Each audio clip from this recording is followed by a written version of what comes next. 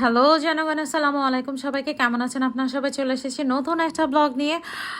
প্রথমেই জিজ্ঞাসা করে নিচ্ছি, আপনাদের কাছে ভর্তা কেমন লাগে? আমার কাছে কিন্তু ভর্তা বেশ ভালোই লাগে। ভর্তা হলে কিন্তু আমাদের সেদিন ভাত বেশি লাগে, এক প্লেট ভাত নিমিষেই শেষ করে দেয়া যায়। যাই হোক, আমরা বরিশালের মানুষ, আমাদের হচ্ছে আবার চিংড়ি ভর্তাটা খুব বেশি পছন্দের। নদীর চিংড়ি হলে আমার হাজব্যান্ড সবসময় নিয়ে আসবে বাসায়, বেশি করে চিংড়ি মাছ নিয়ে আসবে। আর হচ্ছে আমিও হচ্ছে বেশি করে পেঁয়াজ দিয়ে সেই চিংড়ি হচ্ছে ভাজা ভাজা করে নিব হলুদ মরিচ দিয়ে। আর হচ্ছে ধনে পাতা বেশি করে দিব, যদিও এক আটি ধনে পাতার দাম মাই গড 92 টাকা। বুঝতেছেন, এক আটি ধনে পাতার দাম।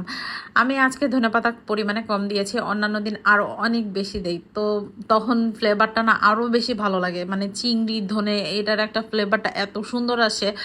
যাই হোক, আজকে কলিজায় পাথর বেঁধে তারপরে হয়েছে ধনে পাতা দিলাম, কিচ্ছু করার নাই। তারপরে হচ্ছে ভালো মতো ভেজে নিয়ে এখন হচ্ছে ভালো মতো বাটাবাটির কাজ চলতেছে। এখন ভালো করে বাটতে হবে, না হলে কিন্তু হচ্ছে যে ওই যে চিংড়ির আঁশটা থেকে যায়, তখন আর ভাল লাগবে না খেতে।